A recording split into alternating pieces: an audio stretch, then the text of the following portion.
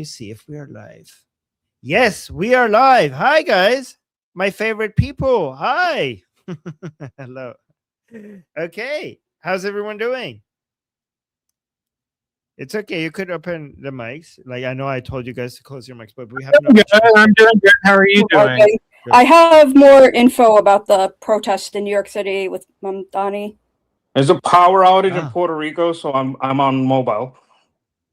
Oh, wow. Okay. Well, thank you for being here, even if there's a power outage. Oh, my I'm God. doing It's good. probably just my city, not the Kelly is whole great. island. Oh, One of my friends heard from their family today, so it's like a really good day.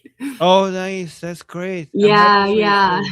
Internet is Oh, breaking through for her, so Oh yeah, no. it's a that's great day. great. That's Yeah. great. That's Glad good. to hear That's that, Kelly. good. Glad to hear Yeah. that. awesome. Okay. Okay. BT was he? Oh, BT just came and left. Where's BT? I thought we had a mod for a second. Okay. Oh, BT's back. BT. BT, hi. You have us, BT? Oh, Danny's here too. Why did I miss Danny? Why is everyone so happy? What's going on? We're happy because you guys are here. Why shouldn't we be happy? I miss you guys. It's been so long since we've been hanging out. It's been 24 hours. I couldn't take it. By the way, 22. Yes, 22 hours. Okay. Okay, now I can tolerate it. It was hey, BT is here. Yay! Okay, it's okay. Take your time. Let me see what's happening in our YouTube live chat. Oh, saying I love Puerto Rico. That's what we're getting in our chat. Hi guys, hi YouTube chat people. Love you guys. Okay, we're gonna get started. Guys, put the ones in the chat. Oh, we already have a one in the chat from Sketch. Reasons for internet return. Okay, that's actually, you know what? I'll get started with that. And then you could put and then I'll get to Sketch commentary on that. Okay, so as you guys already know, the internet is coming back in Iran. We already heard that President Pezeshkian ordered. Oh my God. Okay, I guess President Pezeshkian ordered the internet to come back. That's probably the reason, guys. Who here believes that the internet is back in Iran because President Pezeshkian, the authority that he holds, was responsible for the internet to come back in Iran, right? So President Pezeshkian ordered that the internet should come back, and apparently that was the reason. Like, nobody believes that. Nobody believes that. President Pezeshkian has no authority over anything. So whoever was in charge of deciding to bring internet to reopen the internet inside Iran, they told Pezeshkian to order it. And in my opinion, is so that whatever happens that hurts the regime because of opening the internet, he could take the blame for it, right? So whether it was the IRGC that decided to return the internet, or if it was the Supreme Leadership Office, the Beit Rahbari institution. Guys, remember from now on, every time we talk about the Supreme Leader, we're not talking about Mujtaba. We're talking about the institution that is the Beit Rahbari. Okay, we're not talking about this individual, right? So whether if it was the IRGC or the Supreme Leader, the Beit Rahbari, or the Supreme National Security Council, or the Shoraya Aliyah Fazai Majazi, which is the Supreme Council for the Internet, whatever it was, they decided that the Pezeshkian would come out and said, like, it was me, so that they could throw him under the bus if once things once the shit hits the fan because of returning the internet, right? I have one theory on why they brought the internet back. Okay, and I'm not saying this is the case. But I would like you guys to consider it and let me know what you think. I think one reason they brought the internet back is because there is too much internal division within the pro-regime people, and they need conflict, right? During the war with the Americans and Israelis, the pro-regime people were united. This ceasefire is fucking with them so hard. Like they cannot take it. They're like, bring us war. The ceasefire is turning us against each other. The pro-regime people is escalating to really high levels. I've seen escalation among the pro-regime people for the past 10 years. I've never seen it this fucking high. It's getting to crazy levels. And this, again, I've been saying this for more than 5 years. This is the greatest weakness of the Islamic Republic. If we ever get to the point where the regime is weak enough for us to be able to topple it, most of that weakness comes from the internal division that they have among each other. And the regime also knows that. And we have many signs that the regime knows that. This is why the regime prefers war with the Americans and Israelis over this current situation, because this current situation, the ceasefire situation, is causing so much drama and infighting and civil war between pro-regime people.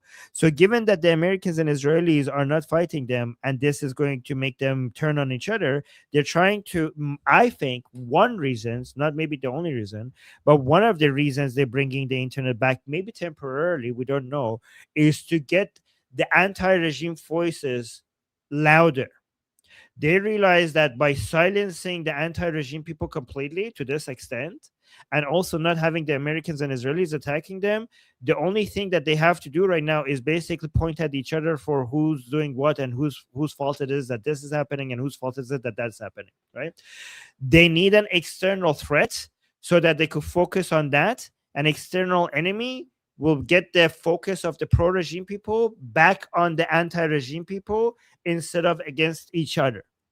I think that is one of the motivations that they're putting the internet back, so that they could hear the anti-regime people as a threat to the regime. So the focus goes back to saving the regime against the external enemies. Okay, so let's see what you guys think. And also on YouTube chat, please also comment what you think about this theory. So BT, I think Sketch was the main person that wanted to talk about this. So let's go to Sketch. Yes. Hello, can you hear me? Yes. Okay. I believe that's absolutely very possible and probably the best estimate. You guys are fighting each other. We need you fighting the other people. So let's let you see them so you remember. Basically, right? Walmart American Take. You guys are fighting each other instead of you're fighting each other about who's right, but you both agree the bad guys are all these anti-regime people, right? So you guys got to stop that and remember that we have bigger problems. So let me take the curtain down so you can see your true opposition, right? I get that, but I think there might be more than one purpose, right? You do things with more than one goal. So that's one goal. I believe there might be other goals. Another goal might be to try to see through the internet if anybody gets sloppy once it comes back, gets desperate to get a message on, and they, like, I would suggest everybody that gets back on be extremely careful. Use your encrypted stuff. Use whatever you have used that has worked, but be extremely careful. I don't think they're going to put it back on if they don't have a big eye on it or a better eye than they had before. These people are in contact with China, and these people are really good at doing censorship and internet censorship. So I would be very careful of that. But I think that it would also be like you can hit in a hidden way, kind of, sort of tell America, hey, look, we did a good thing. You know what I'm saying? Like, lay off. Don't bomb me right now. Wait a minute. I'm doing stuff. Right. But I would suspect that that's not the only reason. That's where I would put it. And you can probably theory craft better than I can. You can brainstorm with Iranians better than I can. What other purposes may be layered into that outside from stopping division within the pro-IRGC? I believe that may be the main one, but I believe there may be other layers to it that should be considered. One other layer to consider is that money speaks even within the Islamic Republic, and we need to consider the financial influence of the people who are making money because of the internet cut versus the people who are losing money because of the internet cut. Remember, many businesses are IRGC owned, and I bet you some of these businesses that are IRGC owned relied on people being able to use the internet. Like, for example, a lot of internet companies have been swallowed by IRGC. So Iranian people not having access to the internet is making those companies that are IRGC owned lose money as well. So we should take that into consideration as well. So segments of IRGC might have might be also putting pressure on other segments of IRGC that you're fucking our companies here, like you're fucking with our portfolio. What do you think about that, Sketch? I think I hadn't considered that, and I think that's brilliant. And it's the only counter they have to economic fury is getting money in through the internet, because you can't really put a blockade on it. It's you could, well, in a way you can kind of like sanction companies, but the way they operate, I don't think it would affect them that much. So it's one of the few economic valves that they can open for their own relief. I don't think they give the people relief, but it might also benefit Iranians in the gig economy. So you know, you got to kind of take the good with the bad. But I completely agree with that. I hadn't thought of it, but I think yes, that's very very likely a very those are the two strongest points that I can think of. Okay, well, thank you for that. Next, we have a comment from D-Dom saying Pezeshkian needs IRGC approval to order a pizza. And to respond, we have Jose. He stole my comment. That's fine. But whatever his name is, also about a week ago, put a comment out that was all over the place, stating that we need to actually negotiate with the Americans and not play the games.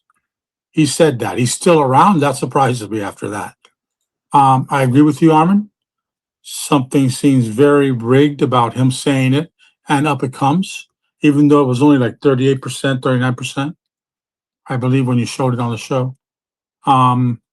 It makes it interesting. I didn't think it was going to happen, but it makes the most sense when you mention the fact that the RGC commanders a while ago are the actual business owners, and they're losing their ass and money, and they would like to make some money, please, you know?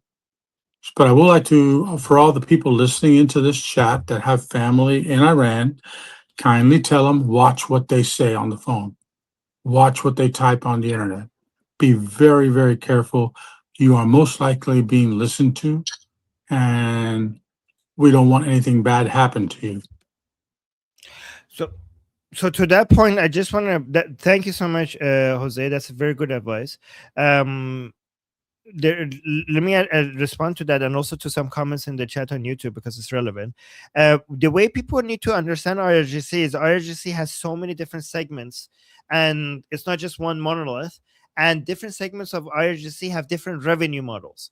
So when we say like one segment of IRGC that makes money from something might be at odds with another segment of IRGC who doesn't make money from that, and you know, in fact, it would be, so for example, there is a per segment of IRGC who doesn't make money from having companies that are internet based, and they concerned about security, so they want the internet cut. And there's other segments of IRGC that has these companies in this portfolio, so they might be like, you know, fuck you, bring the internet back on. So that's what you have to consider.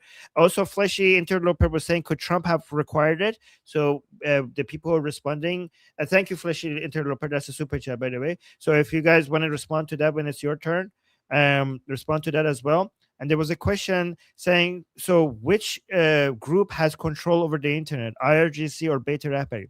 The way I answer this is like, if you want to understand it, is not like a either or. It's not like so among the four segments of the Islamic Republic, the two most powerful ones is IRGC and the Beta Rappari, or the institution of the supreme leadership. The IRGC has industry power, economic power, and military power, and the Beta Rappari has also economic power, less than IRGC, but mostly people power, because it has the legitimacy of having the supreme leader. So not people power as in the Iranian people, but just only the minority pro-regime people. It has the most influence over them. So instead of thinking about who has the control, think about it as a competition of powers, fighting for different positions, and then in different situations, who comes on top, that decision will be made. And sometimes this group wins, and sometimes another group wins. And also there are segments and different groups that over like for example, there's a group of people that would be named these people, and they have this much power in the Beit Rahbari and this much power within the IRGC. So there's overlapping powers, and if you want to, I'm not going to go into much detail, but it's not a simple either or. It's more overlapping powers and different segments competing with each other over different positions. I don't know if that answered the question. Okay, let's go to the next.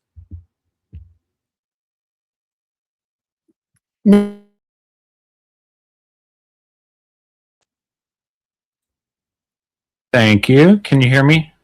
Yes. Good. So I think in terms of the internet being restored, it looks like it's being partially restored and then it'll be fully restored maybe.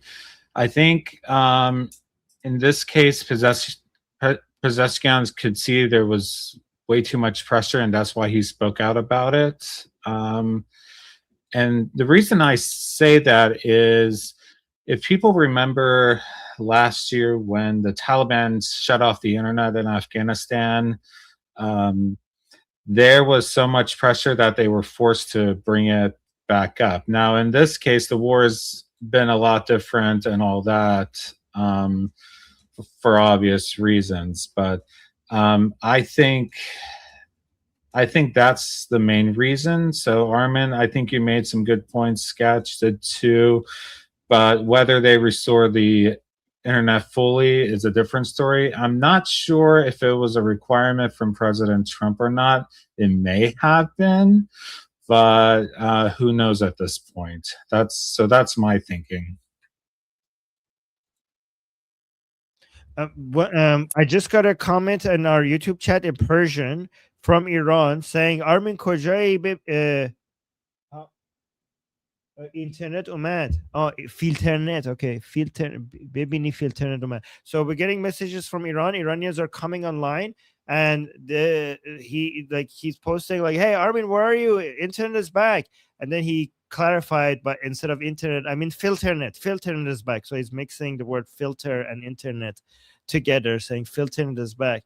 So yeah, so some of the Iranians who used to follow me on my Persian channel are now also here, like, hey Armin, we're back.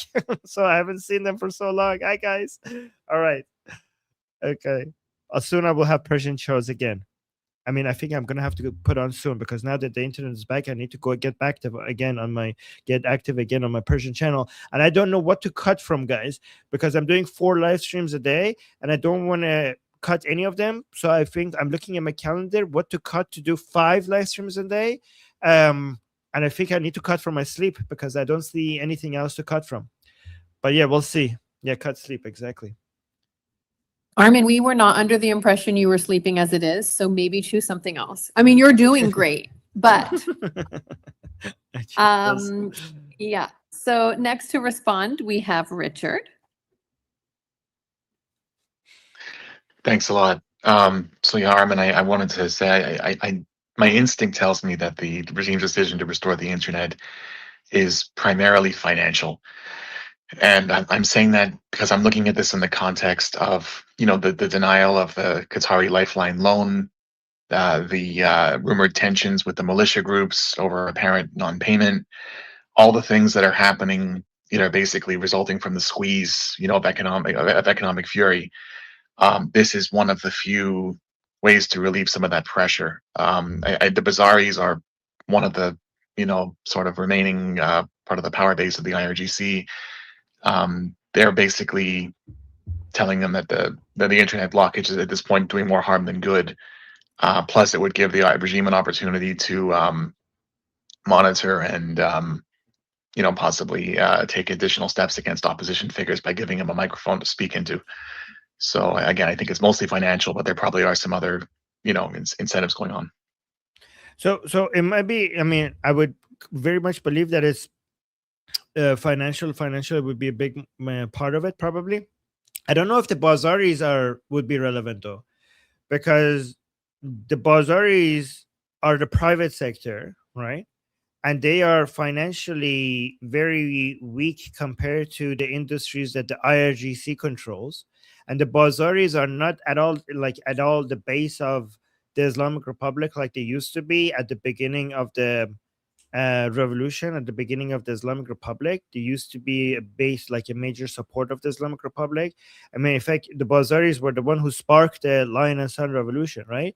And the private sector, which is the Bazaris, which the Bazaris are part of it, have been shrunk to such a small part of the Iran's economy, and that they cannot really compete with the IRGC controlled industries.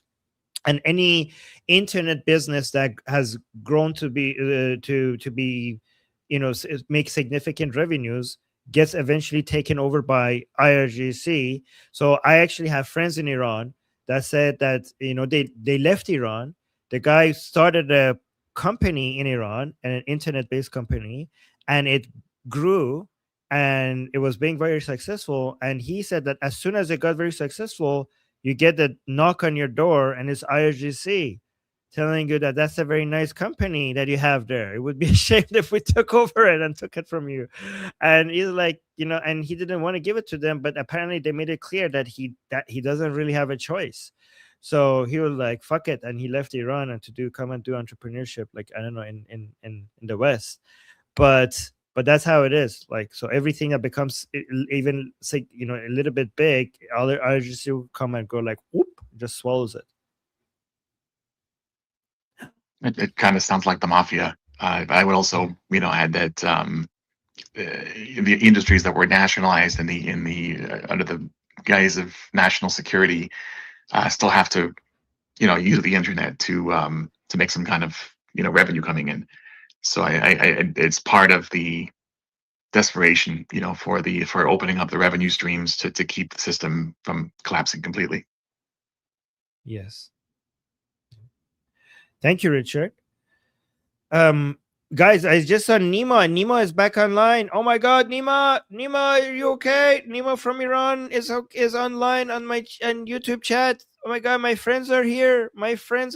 Saying hi, my friend. Oh my God, the internet is back. I'm seeing my friends. Nima, love you, Nima. Okay. Okay. Like, Nima, I will be in touch with you soon. Okay, we're gonna go back to Persia show soon. Okay. So next, I feel like you should just like ignore us right now, cut this off and go to the Persians and the Iranians. I mean, I No. love you, but like I'm willing to let you go. You haven't seen them. no, I mean our leader, Prince Reza Pahlavi, has ordered us content creators that the most important thing we could do right now is to keep the world's attention on Iran, right? So this is why we need to be, but also, but I will definitely schedule. I also need to schedule it. Like, I need to set up the stream and everything. Okay, go to Discord, ask people what is the best timing right now. So I need to go get advice from the Persian Discord. So, but yes, I will set it up. Okay, do you want us to let you out a little bit early today? Because it seems No, like no. Side Chat is very in favor of that. Just No, like maybe 10 minutes. It's and you could do 11. that? It's 11 p.m. right now in Iran anyway. So I need to. If I go live, it needs to be before my first English stream, right? No, I mean to Discord to like set up a post for the details. If you want us No, to but let you out there's- just a few. No. Okay. It's okay. Like, don't worry. Don't get. I will talk. 11 yes, sir. p.m. You're the last thing they're seeing before they go to bed, Armin. That's how Yes, special you are. It's okay. Don't worry, guys. I will figure this out. Thank you, though. Okay, very good. You are next to respond to this, and then to close it Oh. out, we have Jeffrey. Let's just go to Jeffrey because I interrupted so many times. Basically, I already gave my points. Yeah. Yeah, all good points. I'm going to expand on some of them or like bounce off of some of them. Kind of like four main observations come from the limited reopening of the internet. So, as previously stated, one of the primary drivers is economic survival. I mean, the blackout inflicted catastrophic damage, right? Estimates put the direct loss in the billions of dollars. So telecom, e-commerce, banking, oil, gas transmissions, remittances, businesses were paralyzed, foreign trade, on and on. Like the mullah regime's economy was bleeding out. So restoring limited connectivity was very much a calculated move, almost assuredly by the regime remnants, to try and set up to restart basic financial flows and allow exporters and importers to operate and try to prevent a total collapse during the pause. Regime insiders, are also trying to, like Pezeshkian is trying to cite it, improve cybersecurity. Well, he cited improved cybersecurity conditions and what he calls post-war stabilization. I'm going to actually revisit that in a second. The other one is negotiation and signaling optics. So turning the internet back on is the regime remnants' attempt at a falsely presenting normalcy or a act of strategic restraint to try and schmooze the Trump administration and regional mediators, which it's not going to work. It helps project the idea that the remnants are not a pariah state in total isolation, which they are. That's the image they're trying to push, like, to foreign audiences. Domestic audiences, the regime remnants know the Iranian people have fucking had it with them. Go figure, slaughtering over 100,000 people in a couple of days would do that. Internal politics. So Pezeshkian, I always fuck these names up. Pezeshkian and the remaining. Pezeshkian. Yeah, Pezeshkian. Just put it at the door. Ping Pong Head and the remaining reformists are trying to frame themselves as being in opposition to hardliners and IRGC. Yeah, I don't think that's going to work. Here's the issue, though, that jumps out at me. So it's the intelligence trap or surveillance windfall the regime remnants is almost assuredly trying to set up. That's why your friend very rightly called it that, like the filter net. So using people's legitimate concern for their family in Iran, right, to flesh out opposition networks, very much something that the Mullah regime has consistently done, right? The moment connectivity is returned, you have this huge surge of diaspora to Iran calls, texts, WhatsApp attempts, social media, all the rest of it. The remnant surveillance architecture, which is Chinese communist supplied tech, IRGC cyber units, NIN backbone, North Korean hackers, all the rest of that, is optimized to deal with this exact issue. Metadata collection. Please put it at the door.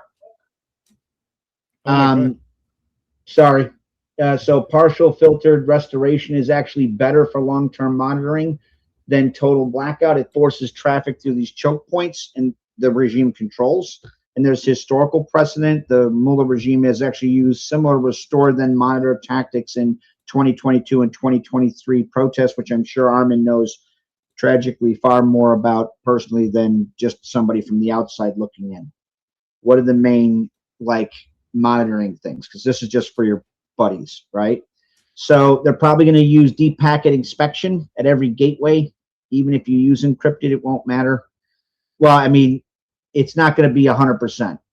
TLS and SNI inspection, so every encrypted traffic, so WhatsApp, Telegram, it's going to reveal its destination domain in the handshake, right, between the person and the network.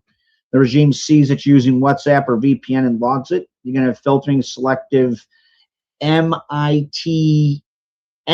Help me out, Ian, if I got that wrong. So VPNs and circumvention tools are detected and throttled or logged by state-approved apps run on domestic servers where the content is fully accessible. And the resultant practice is they don't need to read every message. The metadata alone mats opposition networks, family ties abroad, and active dissenters.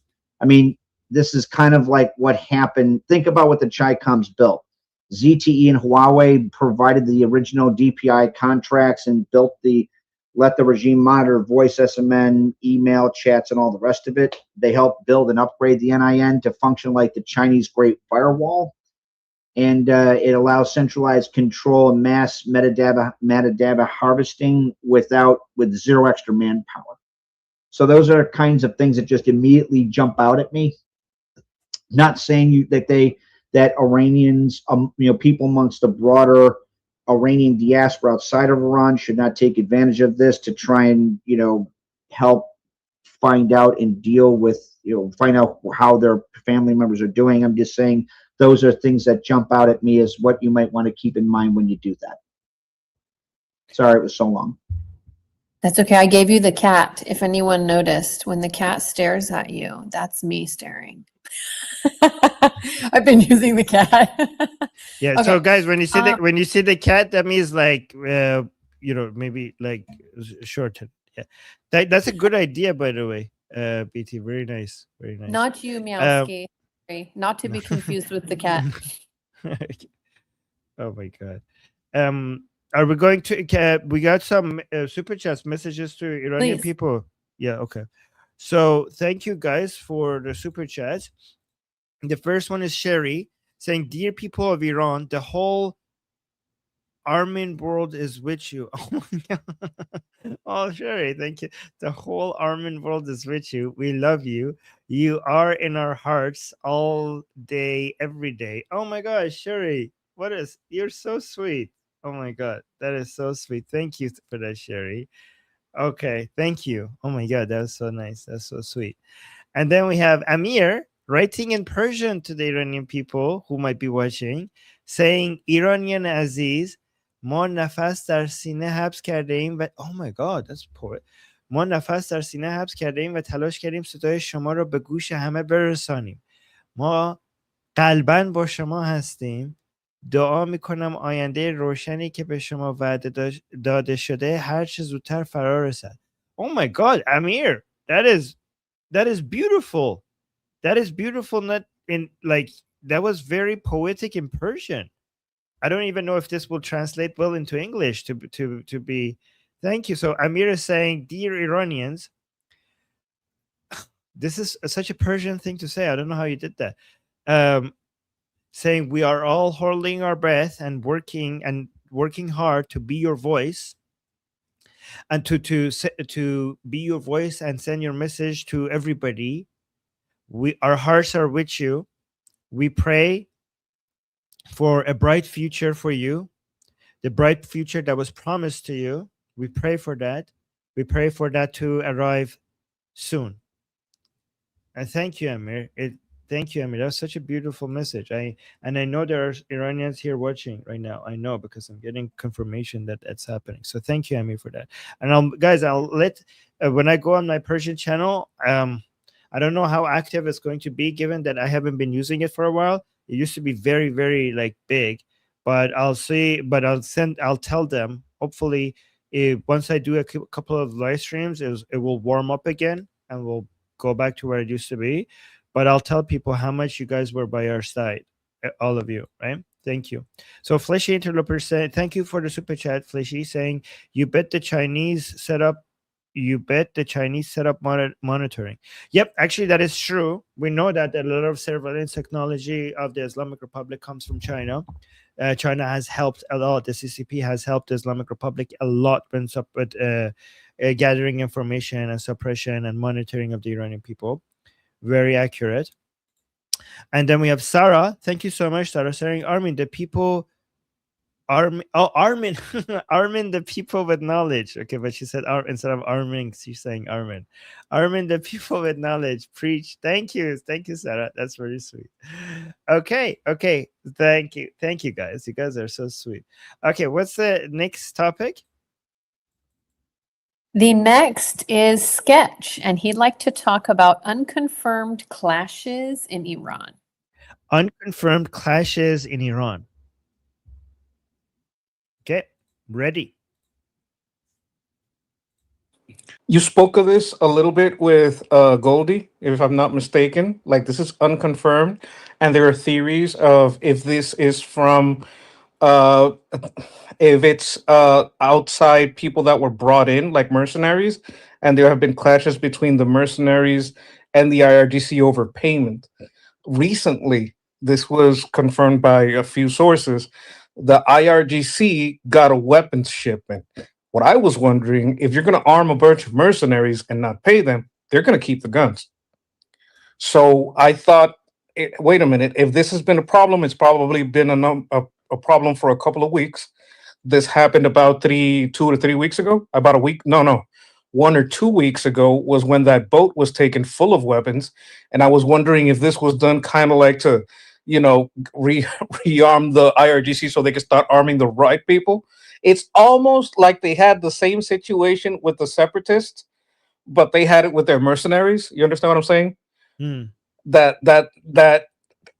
what when you bring in mercenaries, a lot of times you're going to arm them because they're not going to come with with weapons. It might be difficult to travel. They might bring some weapons, but you can't have a force if you can't rearm and resupply them, right? And they're not going to carry. Sketch, I think for people who haven't been following that, we need to actually provide a simple context regarding what's happening. I mean, first of all, like you said, yeah, we have it. So Walmart in one sentence, what we've been hearing, people are saying that between IRGC people and the foreign militia Shia forces that the Islamic Republic has brought in, there has been some unconfirmed report that there's been clashes around them over payment, right? That's what you've been hearing. Is that correct? Yeah. That's one of the reasons, one of the possible reasons is that I mean, it hasn't been confirmed, number one, if it's happening, who it is and who it is against. But the working theory is that it's mercenaries that are unpaid. Yeah, but here's the thing: I wouldn't if I want to stop paying people, I would stop paying the IRG, like my own Iran-based people rather than the mercenaries. Why would I stop paying the mercenaries? The mercenaries can go home. The IRGC has no alternative. Like I would be prioritizing the mercenaries. Also, I don't have to deal with political drama with the IRGC people, because the IRGC people have different loyalties to different segments of the Islamic Republic. These mercenaries, they just want US dollars.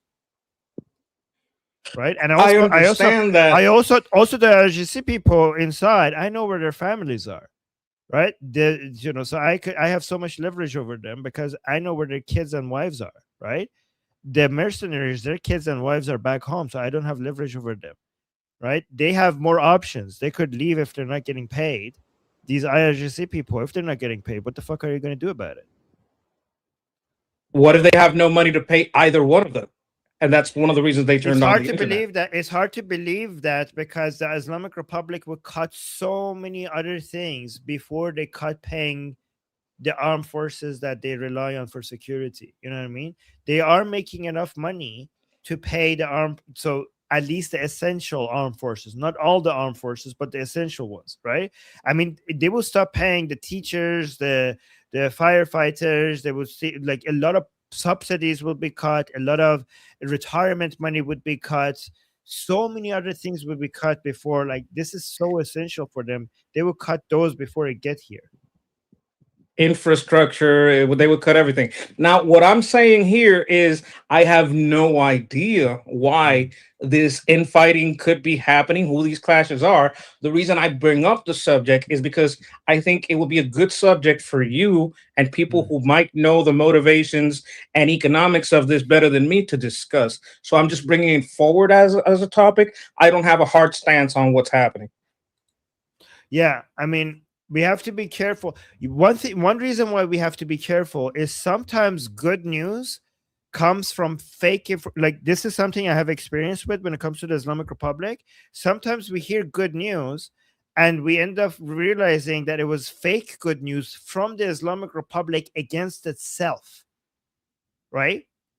And people are like, why would the Islamic Republic put fake news out there against itself? Because then it will come and becomes clear that that was fake news, and it demotivates people. And also sometimes it puts out fake news out there for social media, and even sometimes more mainstream media to pick it up, and then it has also the tools to debunk it as a way to take credibility from media sources that are against the Islamic Republic. So they have a history of doing that, so I have to be careful with that.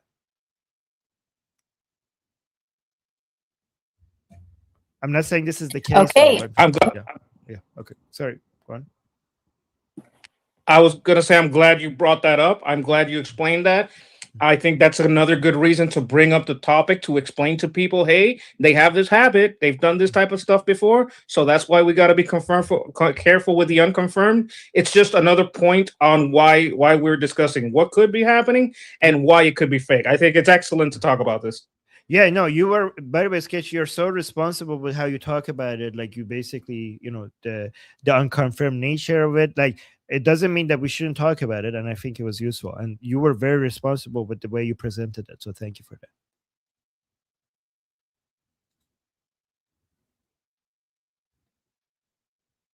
Okay, to respond, we have Jose and then Guy. Okay. Excuse me. Night before last, there was a report that, or was it last night? I don't remember anymore.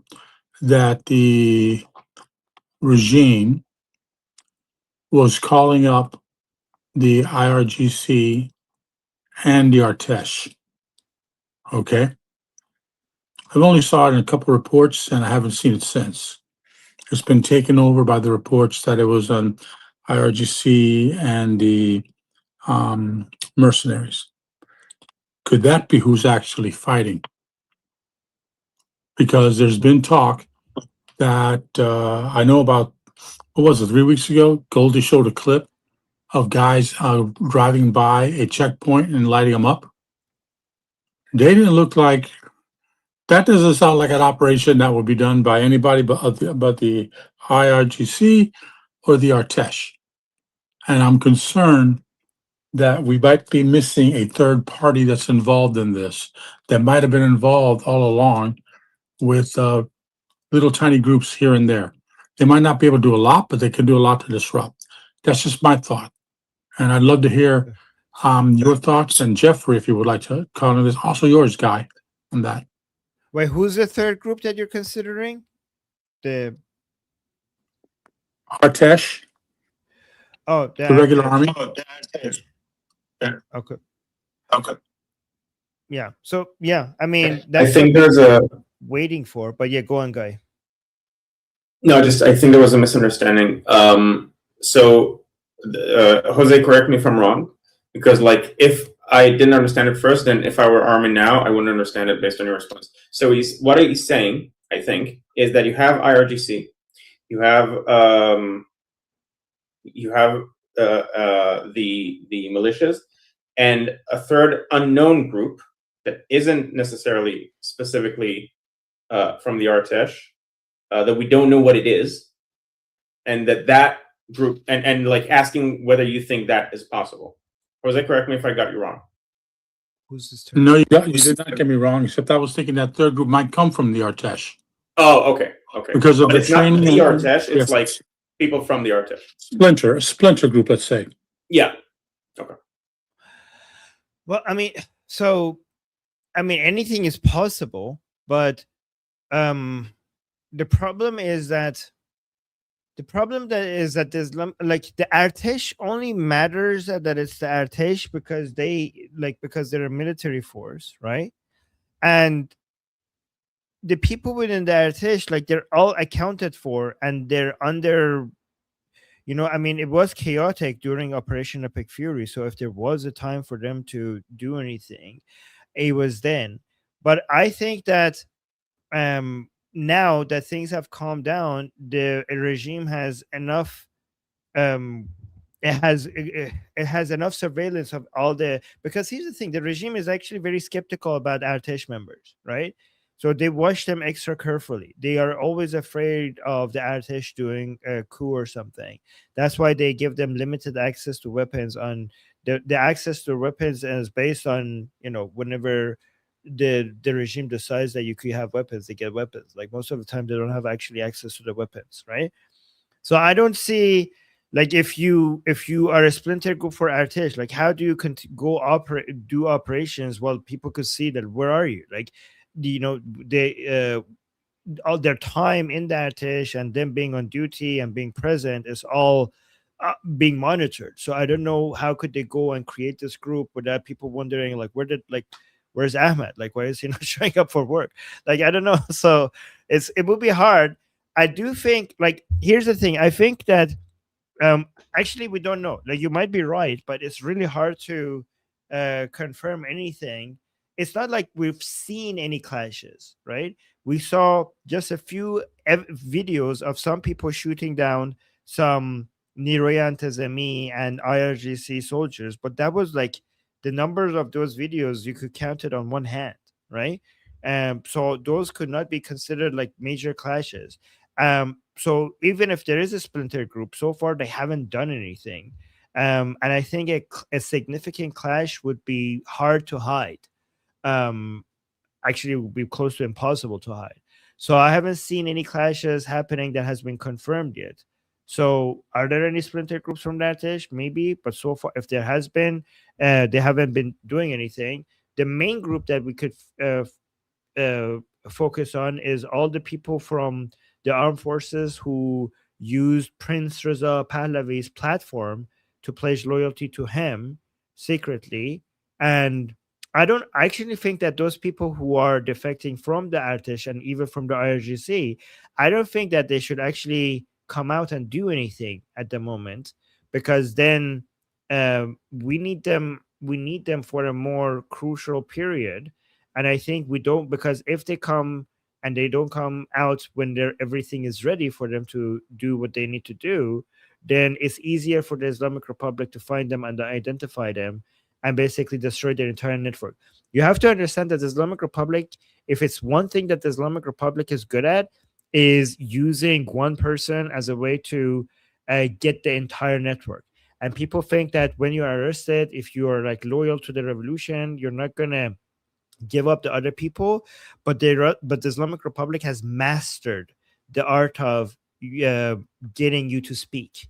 I know my friends who were arrested thinking that they would be the last person to give other people up, who were arrested and they gave other people up and they came out and they killed themselves because they did that, right? The regime uses your loved ones against you. Even if you think that I could, if I could tolerate, I don't mind dying, I don't mind being tortured.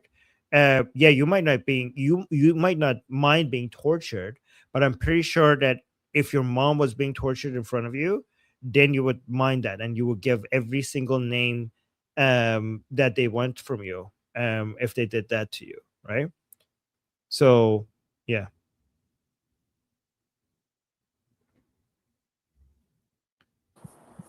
Okay, Armin, you were asked by Ali in the side chat to please check your Truth Social. Oh, okay.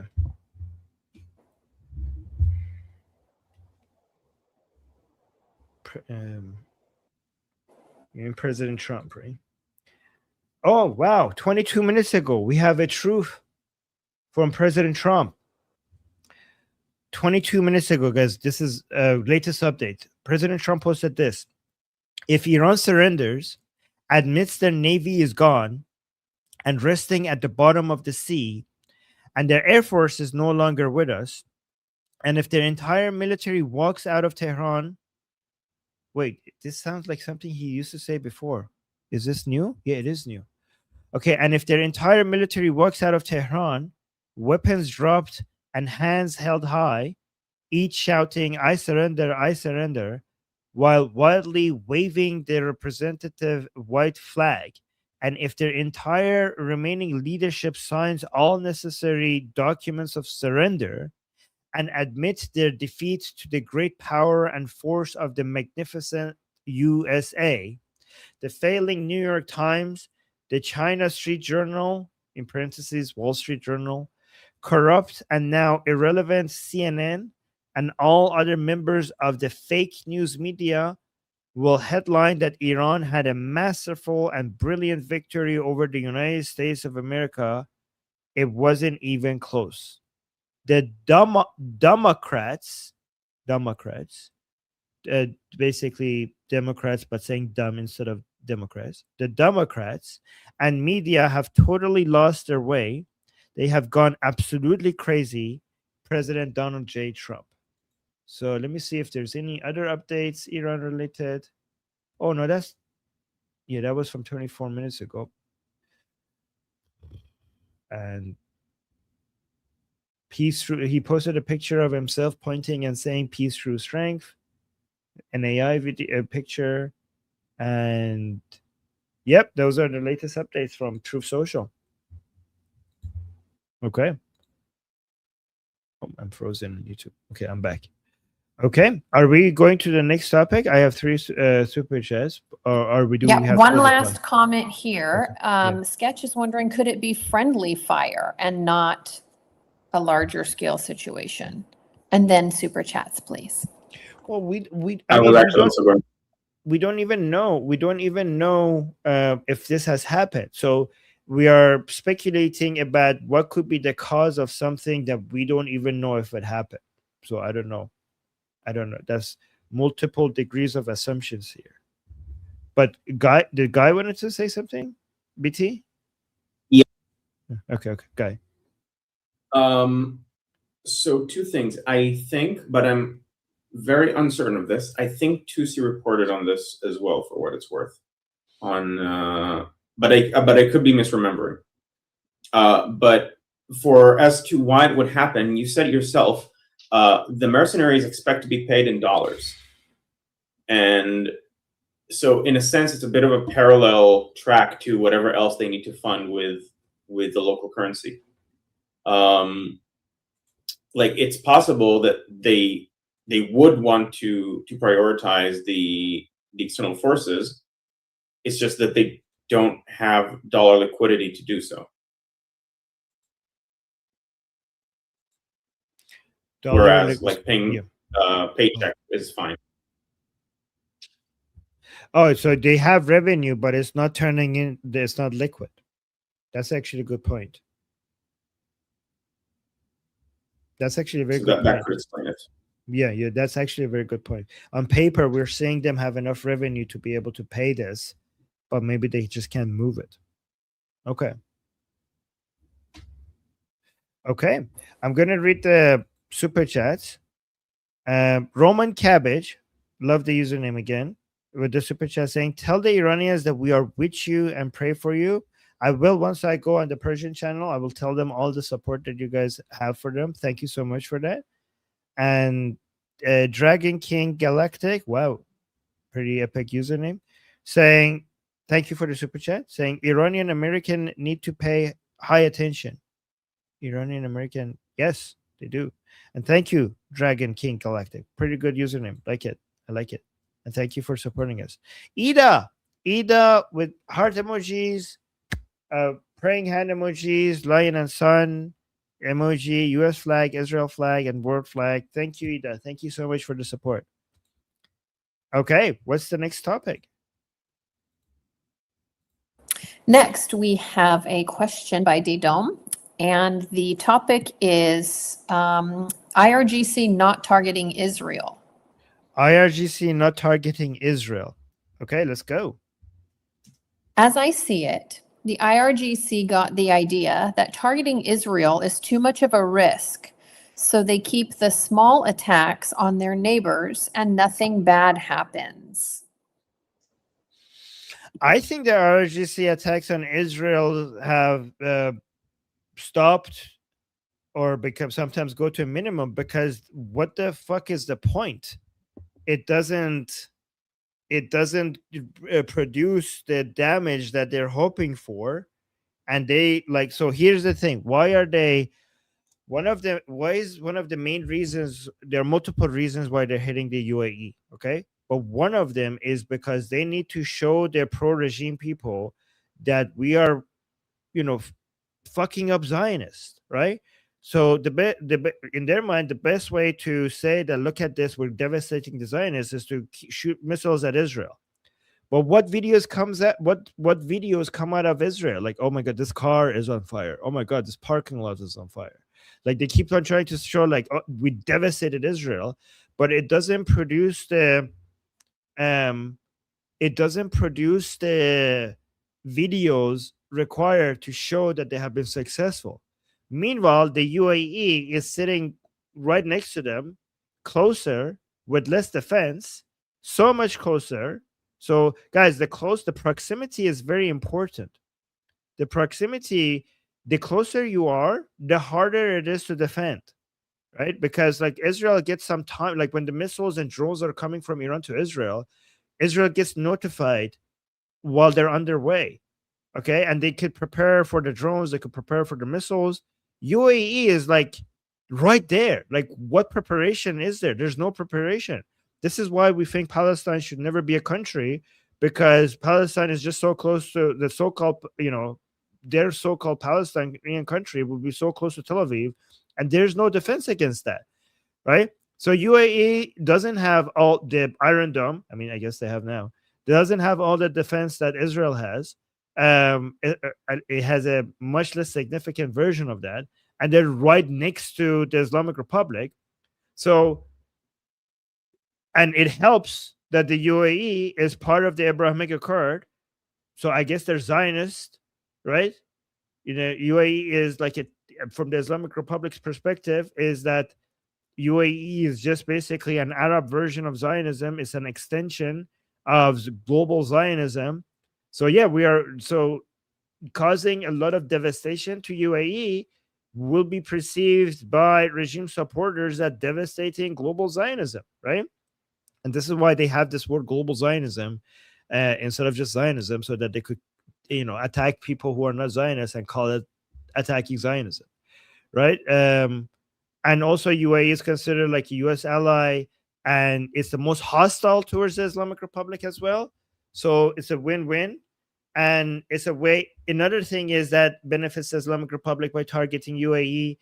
I mean, there's a lot of things that hurts them because they attack the UAE, including the fact that they just lost all their financial institutions that they used to use as a loophole around the sanctions that all went through the UAE. They lost all of that. But another benefit is that the UAE has lobbying power over the United States. So they were hoping that attacking the UAE will make the UAE lobby United States to, cut it out, I guess. But that didn't happen. It actually backfired. The UAE is now one of the most aggressive countries to try to be against the Islamic Republic. But however, also the UAE having the Prime Minister Netanyahu in the UAE, and also UAE thanking Prime Minister Netanyahu for the Iron Dome, and also saying that this will never be forgotten, and even getting the Iron Dome from Israel basically shows the Islamic Republic, makes the Islamic Republic's propaganda work, because they say, like, see, we told you these motherfuckers are Zionists. So like, oh, I guess we are devastating Zionists, I guess. So it gives the regime supporters it helps with the propaganda that we're actually winning, because they can't win against Israel. They can't win against the U.S. bases in the region. They can't win against the U.S. Navy in the region. So they go with the UAE, which produces better results. We Iranians call it Zaif Kushi, which means killing the weak. So you just go find the weakest person available to you, and you just target your forces on that.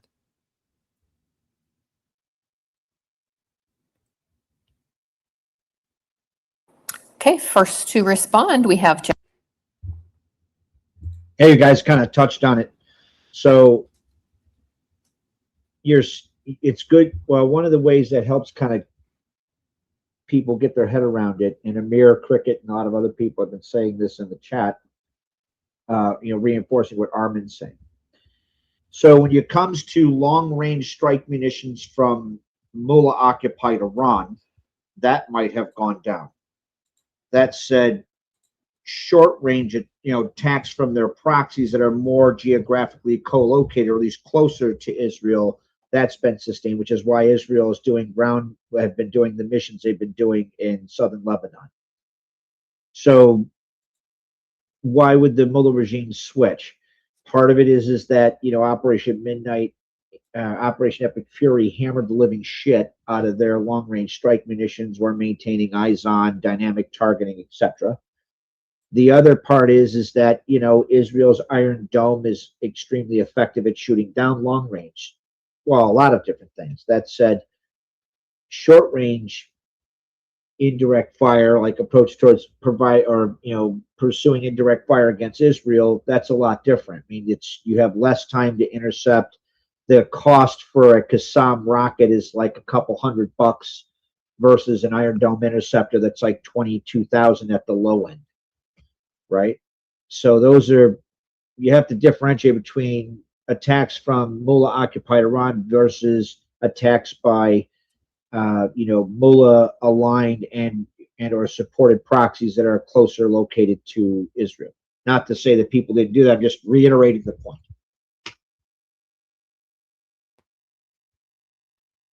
Thank you for that. Okay, next we have Sketch. I had a quick question, and maybe that is to inform my reply. What does does the UAE have a pipeline that's taking oil out? Was that them, Yeah, they have. or was that the Saudis? No, the Saudis have a pipeline, the East-West pipeline, that takes us from the Persian Gulf to the Red Sea. That has a 7 million barrels per day capacity. The UAE has another pipeline, the Fajura pipeline, that bypasses the Strait of Hormuz, goes from the Persian Gulf. Goes from their oil fields to the Gulf of Oman. And that has the maximum capacity of 1.8 million barrels per day.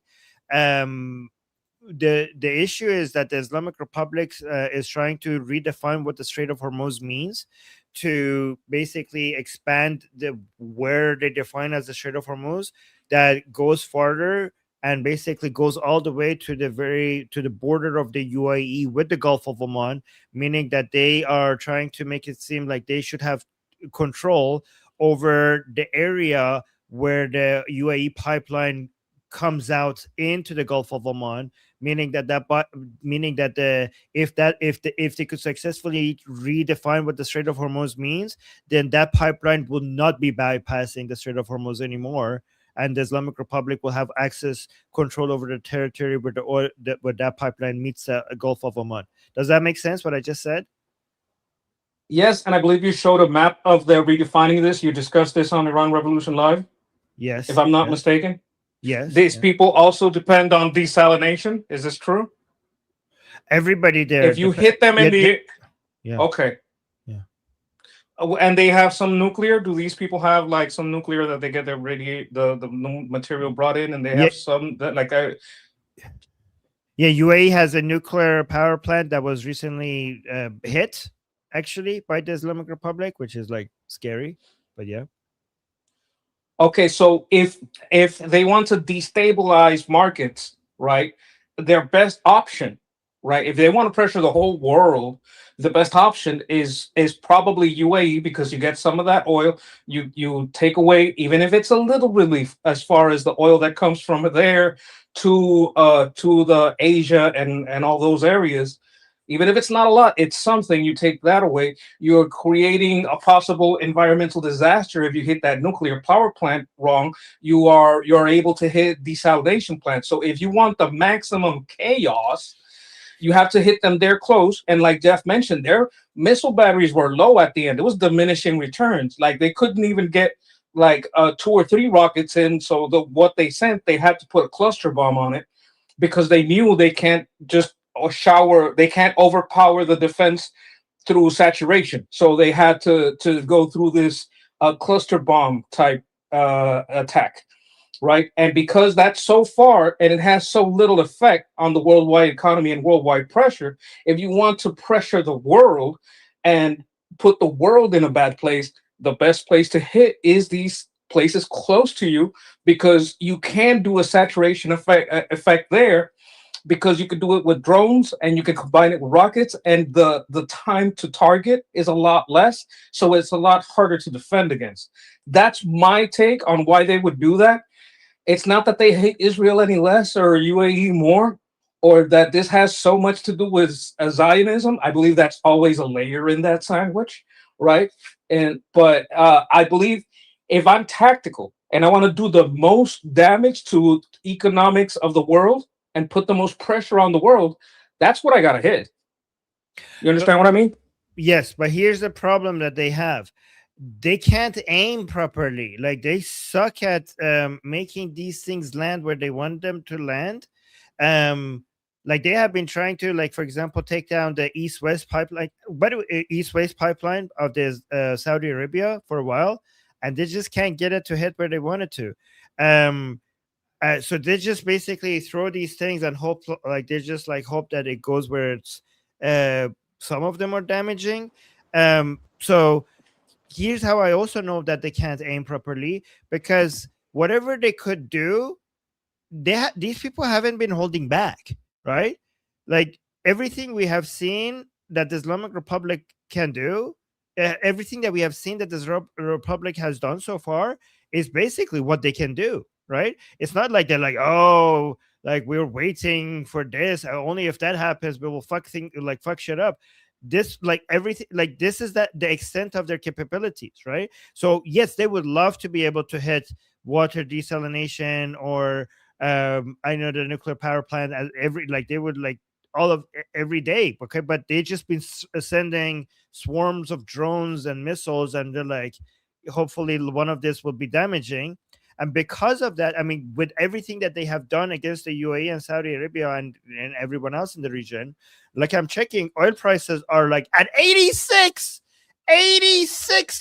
Like it has dropped 20% month over month. Like what the fuck? Like we were supposed to be at 200 by now, okay? It's 20. It's a 20% drop in the past month, which shows you what the markets think about where this is going. And the S&P is at 7,500. Like what? Like this would be amazing results even if we didn't have a war in the Persian Gulf, let alone while we have a war in the Persian Gulf. So the world is like the global economy is like, yeah, what war? Like I'm not like what the fuck. So instead of having like everything the Islamic Republic has done hasn't devastated global economy, but has fucking devastated the UAE. I mean, certain different countries have been hurt, more than United States and other countries. Like Japan is not having fun, South Korea is not having fun. Most European countries are not having fun. The global economy on average is like, this is okay, because S&P is not just the United States, because American companies are global companies, right? McDonald's is a global company.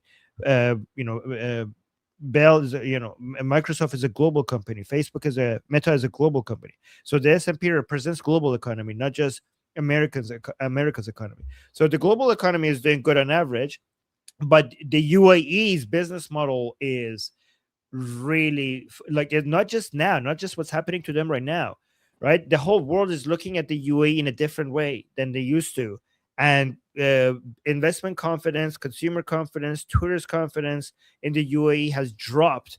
And even if the war stops, as long as the Islamic Republic is there, people are not going to treat the UAE as this premium place that it used to be. So, and that's what is devastating the UAE economy. So global economy fine, UAE, like they are not having fun at all. Does that answer your question? Okay, but what I was saying, I understand that they suck and everything they try to do does not work out because they suck. I was speaking more to goal than ability. Like that might have been their goal, but they failed miserably, right? That's what I was speaking to, because he was like, why are they attacking here more? Well, their goal might have been that. They just suck at it. That's what I was speaking to. Yes, then you're 100% correct. That has been their goal. Their goal has been to devastate global economy, but it didn't happen. For sure. Okay, Armin, any super chats before we move on? Oh, Yes, Jose, I see. Oh, Jose? Okay. Yeah, he just left it too. No more after this. Go ahead, Jose. No problem. I just wanted to tell people listening on the YouTube chat, your Iranian friends and family, Trump hasn't forgotten you. He has not betrayed you. Chill. Yeah, they might have a hard time to chill because it's because it's not in Iran. Every day is very, very difficult. Okay, so even if they wanted to chill, it's really difficult to chill, given that they're losing their jobs, they can't pay for medicine, they can't even pay for a doctor's visit right now. Many of them, they there many students are not, school is canceled, like they can't go to school, but there's this online stuff that doesn't work, and the exams are still there. People don't know how to, they think like their future is ruined. There's many of my friends who used to code for clients internationally, and now they have lost all their clients because they didn't have the internet. And even if the internet is banned back, those clients have moved on to other people to do their work for them. So it's really hard to get any of them back. Even access to AI is basically, if people know, like with technical stuff right now globally, everybody is using AI. So the fact that you don't have AI means that you're going to fall behind in the global market competitively when it comes to clients right now. So it's really difficult to chill from an Iranian perspective. I know sometimes we see Iranians and we see their frustration for why things are not happening fast enough, and we might get tell them, well, this takes longer and they have to be patient. But honestly, it's really hard to be patient from their, like, if we were in their position, right? Yeah. But yeah. Understood. Yep. And thank you, Jose. Okay, so we have one message from Iran and 3 super chats. So Muhammad is saying, Armin John Montazir live توی channel فارسی هستیم. So Muhammad is saying, Armin, we are waiting for your live on the Persian channel. Yes, Muhammad, I'll get back on that. Thank you. And Javid Shah. And then we had 3 super chats. Rory is saying President Trump just posted. Yeah, we saw that. It's a reposting of something he has said before, but we did see that. We did read it out. Thank you so much, guys, for bringing this to our attention. Thank you, Rory. And then we had In Server gifting 1 membership to people in the chat. Thank you so much, In Server, on Liberty Politics YouTube channel. I appreciate that. Always being supportive. And then we have Amir, also always being supportive, saying Terump work. Terump works in mysterious ways. Have faith. Okay. Thank you, Amir. Thank you for the super chat. Okay. Where have I heard that before?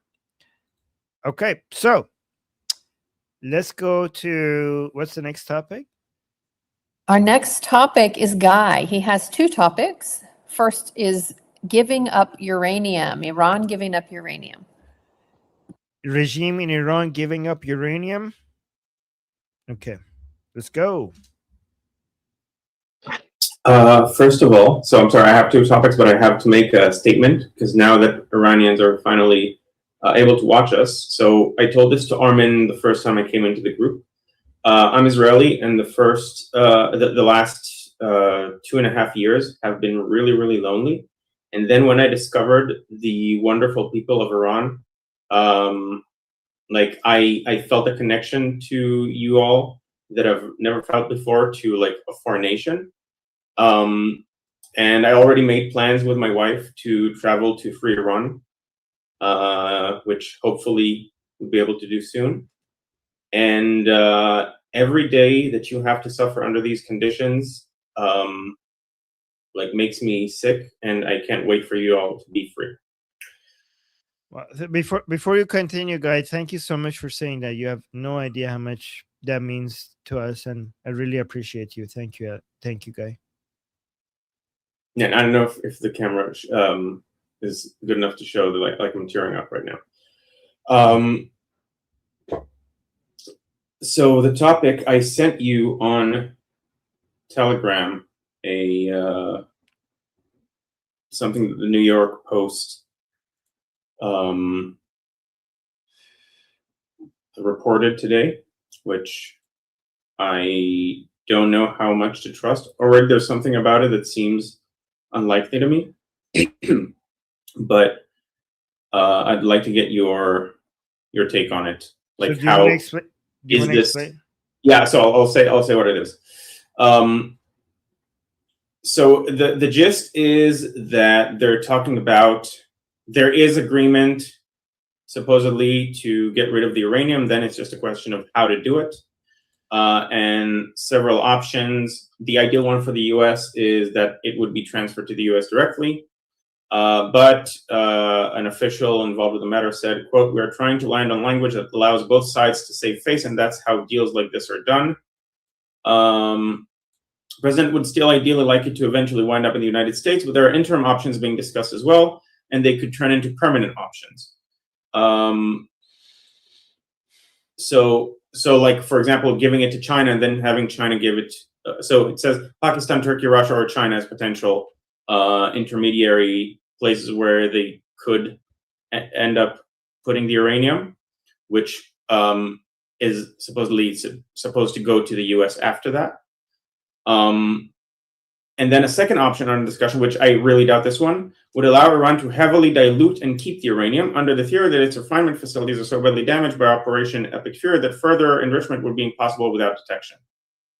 The dilution option would require strict international oversight, which itself would be subject to additional negotiations. And the summary is, this is one of the things that is going to be worked out in the second track, meaning after, so you have the MOU, and then you start talking about this. I don't think they want to hand it over, and the biggest thing is they don't want to hand it over to the United States. Is there anything more else that's important? And the White House denied basically everything that the report says, for the record.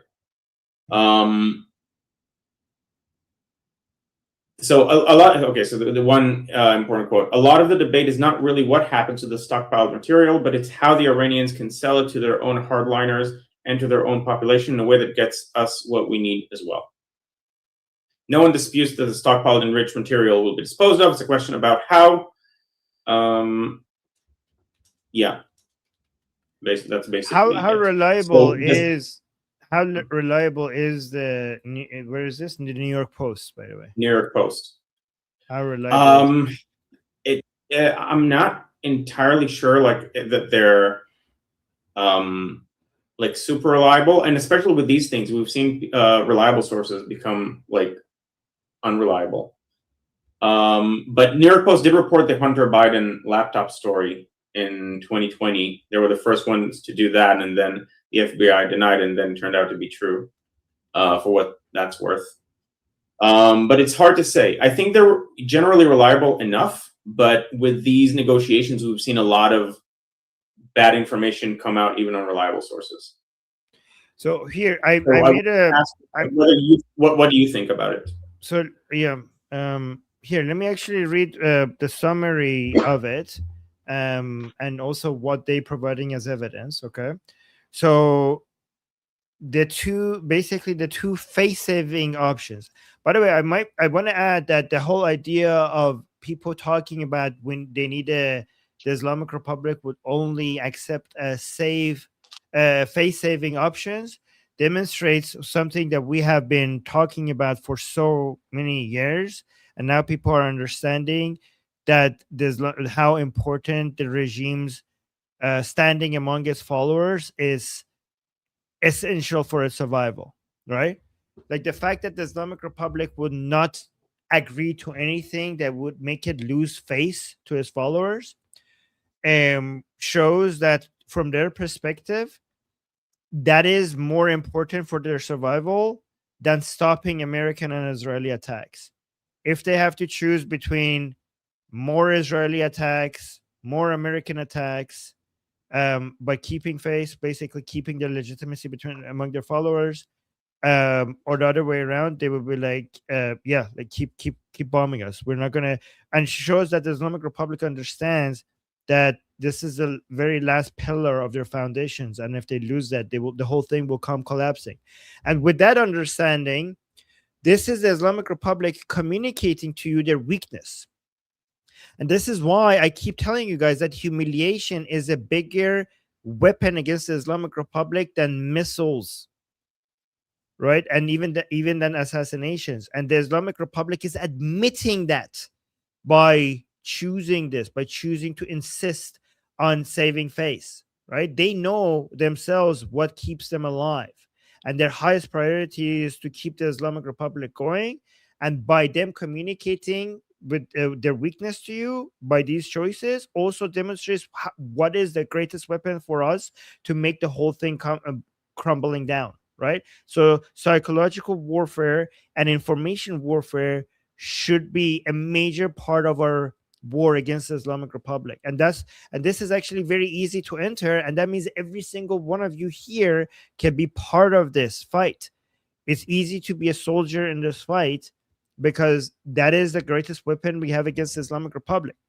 So let me go over what you just said. So the two face-saving options to avoid the political embarrassment of Iran directly handling its highly enriched uranium to the United States, officials are considering two workarounds. Basically, third party. This is according to the New York Post, by the way. Third party transfer. That's one. Iran temporarily or permanently sends the uranium to a neutral third country like Pakistan, which is not neutral, Turkey, which is not neutral, Russia, that is not neutral, and China, that is not neutral. It's interesting, like a third party neutral country, and every single example that they give is not a neutral country. What the fuck is this list? So that's number one. Or two, dilute and monitor in place. Iran keeps the uranium but heavily dilutes it under extreme international oversight, assuming Operation Epic Fury degraded their facilities too much to re-enrich. That's a wrong assumption. If they have other facilities in other places, and we know, and even if they didn't, they know how to build them. So that would not be a solution. And also, this is a very they might be able to deny this to their own followers, right? So fuck this option completely if they're considering that. We know the Islamic Republic has other ways, secret places that they're enriching uranium, right? So current status, the U.S. maintains a strict no dust, no dollars policy, meaning no sanctions relief without verifiable disposal. A phase one deal to reopen the Strait of Hormuz could be imminent, but the nuclear disposal remains a tough phase two hurdle. By the way, you know what people don't forget every time they're discussing these things, and they should not forget that, other than forgetting the Iranian people, which they do often, another thing they forget often is Israel. As if Israel is going to be like, yeah, okay, let's not talk about the missiles, let's not talk about the proxies. Sure, I'm not going to attack Hezbollah for a deal that I'm not even in the middle of. Like two countries will make a deal deciding that I'm not going to attack Hezbollah, and I'm just going to be like, sure, why not? Let me not attack a threat to my national security because you two made a deal. Like, yeah, so that's not going to happen. Okay. So, and Israel, like, we know Israel will continue attacking the Islamic Republic, whatever deal people sign.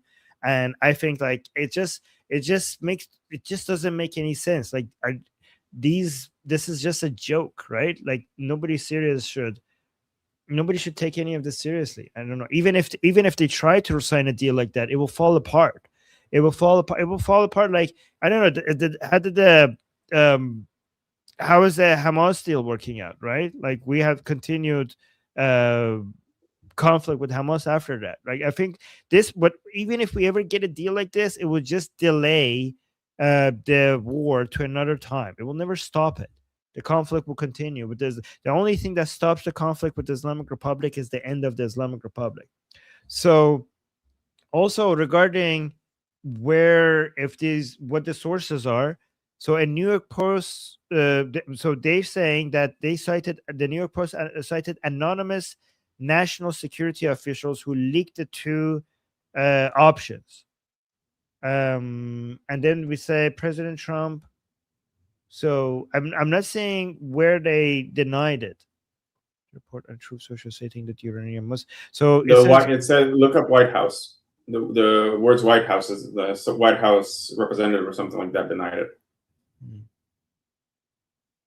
Okay, all right, that's good. And also the New York Post is a major widely read publication. Independent media watchdogs generally classify it as a tabloid with significant reliability issues. So I could go over the details for why they don't consider it a reliable source. I have a list of like media bias, fact-checking records, and on media bias charts. I'm not going to go through the list of the reasons for why it's not considered a reliable source, but just to know that media watchdogs consider New York Post to be a tabloid. So I let me rephrase the core of my question. Do you think that there is some way to triangulate things where the Islamic Republic would agree to something that America would also agree to with regards to the uranium, which would mean the end of the war? It would no. Delay the war, maybe. End of the war, no. It would just, if maybe very, it is possible that they will come up with something that would just kick the can down the road. But nothing will end the war with the Islamic Republic other than ending the Islamic Republic. Nothing will end the war with the Islamic Republic other than ending the Islamic Republic.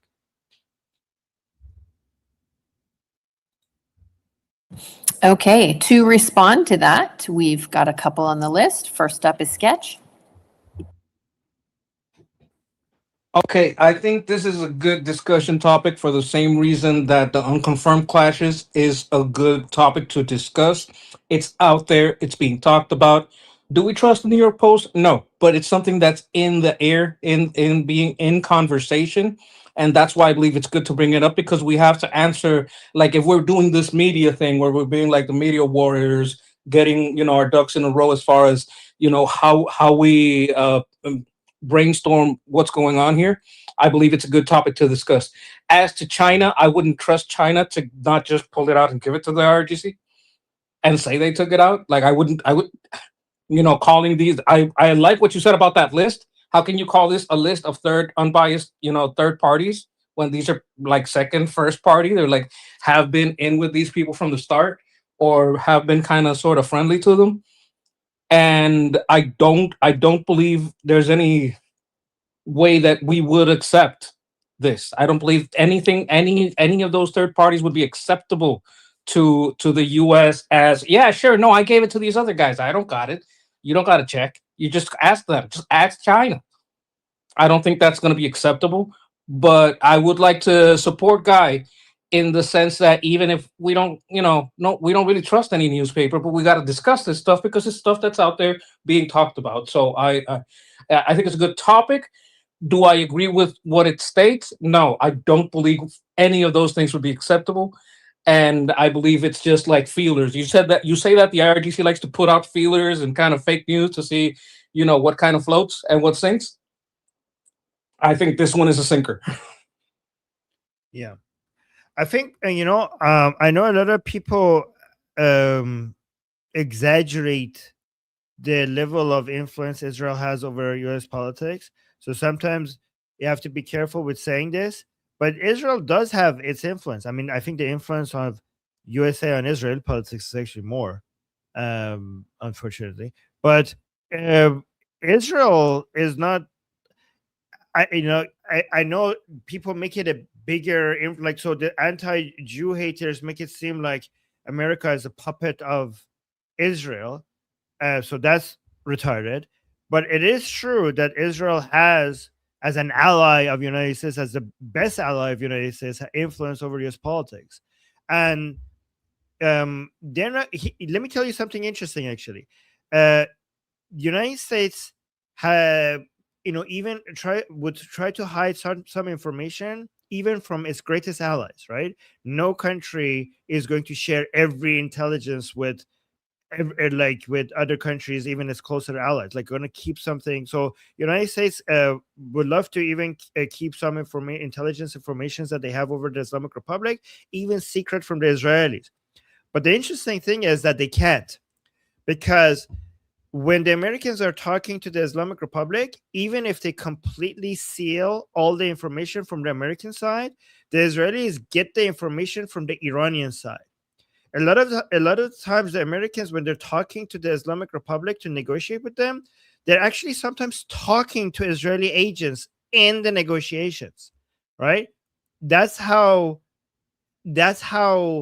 much Israel is in the Islamic Republic. And the Americans sometimes get surprised about, like, what the fuck, like, how did Israel figure this out? And that's why Israel usually jumps in and gets politically involved every time they think that maybe the Americans are making a mistake.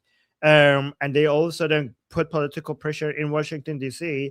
to try to steer things in the right direction, even if it was information that the Americans had that they didn't share with the Israelis. They sometimes get surprised that the Israelis actually figured that out without even sharing, because it's just the Islamic Republic is just filled with Israeli Mossad agents in at the highest levels.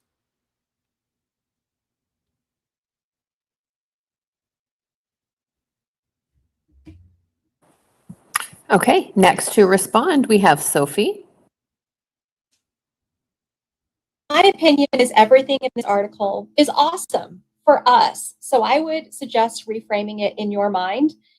So first we go with the White House, the press secretary assistant or principal deputy press secretary, Anna Kelly, saying anything attributed to unnamed, anonymous, and uninformed sources who are not part of the inner circle, who actually know what's going on, should be considered baseless speculation. All announcements regarding a potential deal will come from the president or administration directly, unquote.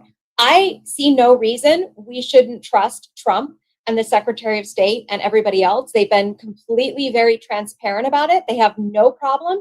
And they also have no problem having, all of these, sure, we'll talk about anything. We'll hear what you are asking for. That doesn't mean we're going to do it. None of those countries, I think, are acceptable. But also look at it in a positive way. All those countries are going to be busy jockeying for position. Like, what do you mean? Aren't we your ally? We're Pakistan.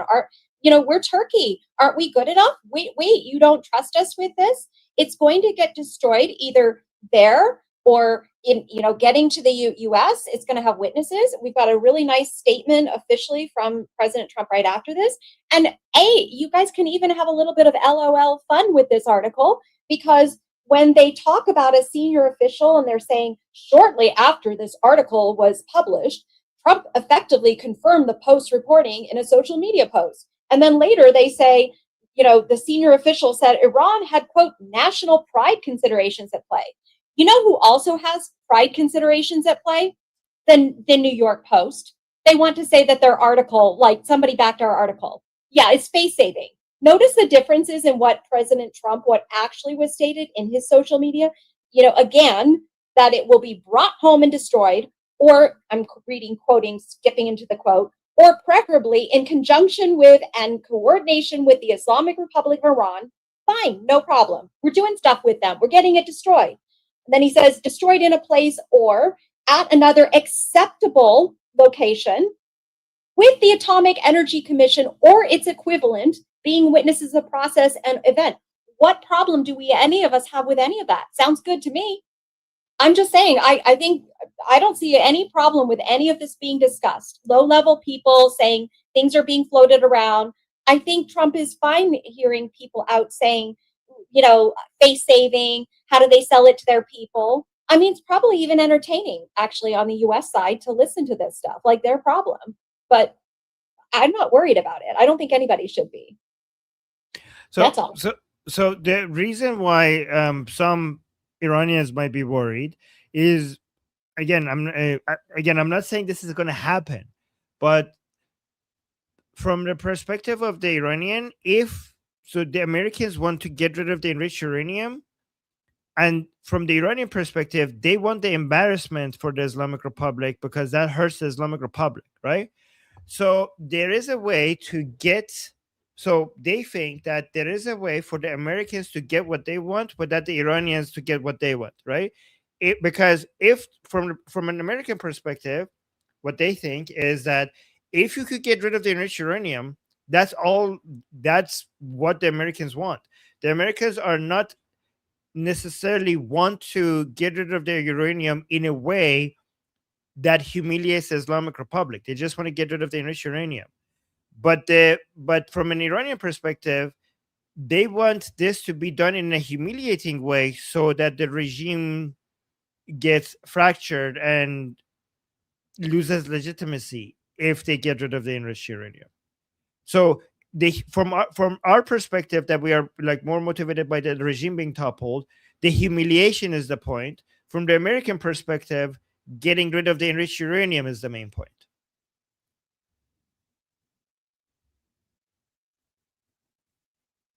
I think that Trump and the U.S. administration will provide us all full witness to humiliation for them. But they can float all kinds of ideas. It's going to get destroyed. There'll be a lot of witnesses. It'll be destroyed either there or U.S. or some place that we like. But they'll get humiliated. I really just want to trust in that. I didn't mean to discount Iranian fears or worries about that. No. I wasn't suggesting that you were. I was just trying to provide context. Like I appreciated everything you said, for sure. Yeah. And also humiliation, like just to be clear what I'm saying, not humiliation to us because they're already humiliated, not humiliated globally. We're talking about levels of humiliation that is so apparent that is humiliated to their followers. That's the humiliation we need because they're already humiliated from our perspective, like they've been pathetic, right? So, but we need a level of humiliation. Oh, I forgot to show. Okay, yeah, I'll show it in the next show on Iran Revolution Live. Some humiliations, but yeah, I hope that makes sense what I'm saying.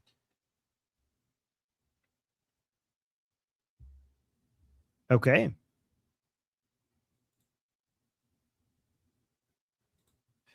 Oh, who's is BT here? Okay, I I'm gonna don't read. think so. I know that Jeffrey wanted to respond as well. I don't know if anyone else did. Yeah. Okay, Jeffrey, go ahead. Yeah, you guys kind of touched on all the points I was going to bring up, which is to Armin's point. So proud of you, getting so developing so quickly. I love that. So even if you eliminate the fucking dust, or it doesn't mean that the Mueller regime won't pursue other avenues to obtain WMDs. Right? Even if you get rid of the dust, the Mueller regime has to go. Like, what if they do China? Well, you're right on the money, right? It's not just that China will take it, maybe give it back to. Maybe the Chinese Communist Party goes, yeah, they'll take the dust, and in return, they'll just give them whole turnkey weapon systems. Right? I mean, so I very much appreciate the fact that you made a point to reiterate that, Armin, because that illustrates in no uncertain detail that if the goal is to ensure the Mullah regime never gets a nuclear weapon, or any WMD for that matter, the Mullah regime has to fucking die. Period. Same. Okay. Oh, sorry, I wasn't ready to take over. My mistake. Okay, Guy's next on the list, and he wants to talk about giving up uranium. So I'm gonna number 2. Yeah, let me just okay, do. I'll do and then I'll do the. Yeah, and also a message from Iran, Ali, because the internet is back in Iran, so if I see messages from Iran, I'm gonna read them as well. Ali is my friend. I know him. He's saying internet کم کم وصل شد. به نظرم وقتش لایو بذاریم. So Ali is saying internet is getting connected. I think it's time for you to put live shows in Persian, Armin. I will. Ali چشم Ali حتما. دارم برنامه‌ریزی میکنم. میام تو دیسکورد باهاتون درباره زمانش هم صحبت میکنم. Thank you, Ali. And then we have Ida. Thank you so much for the super chat. Ida saying, well said, Guy. Oh, Guy, that was to you. Thank you for sharing your feelings. Yes. Thank you, Guy. That was very powerful. Thank you. We appreciate you, Guy. Guys, let me just tell you one thing I have been saying for years on the Persian channel before any of this started. And, I can't wait to go back to the Persian channel to basically say, guys, I told you so for 5 fucking years. I've told you so. I was right about this. Is that Israel is our ally. Israel, we don't, we Iranian people, I mean, United States is also our ally as well. But Israel is in the neighborhood, right? And we have been, our ancient bond, we share the same enemy. We're fighting the same enemy in the same neighborhood. A lot of people didn't understand why, I was dedicating so much of my shows to explain to the Iranian people why we need to keep working on our friendship with Israelis. And people are like, yeah, Armin, we know Israel is good and is, the Palestinian cause is bullshit, whatever. We know that, but why are you so obsessed over this? It's unhealthy. You have an unhealthy obsession with creating this bridge between the two countries, right? And at some point, you guys will see one day how important this connection is, right? And then, and I know, and now we see that, and now they are all many Iranians are saying it louder than I am. I used to be seen as this radical over this topic, and now I'm seen as like a moderate, like not radical enough on this topic. Like people have passed me, like most Iranians who are anti-regime have passed my position over this how aggressive they are with the pro-Israeli position, and over how much we appreciate Israel and how the bond between Iran and Israel is important. Like it's like crazy. Like people think that I'm not aggressive enough anymore over this topic. And the claim is now by most Iranians who are anti-regime is that nobody gets us more than Israelis do. Like nobody, like in the world, nobody understands us better than Israelis do. So just wanted to give you context over that. And then Sarah with the super chat. Thank you so much, Sarah, saying Aberizi of IRGC, please translate. Okay, so Aberizi means losing face, embarrassment, basically. So actually Aberizi, it actually means losing face, because Aberu is like basically you're losing your face. It actually literally translates to losing face, okay, in Persian. So yeah, exactly. So IRGC, losing face, that's what it means. And thank you, Sarah. Okay, so what's the next topic?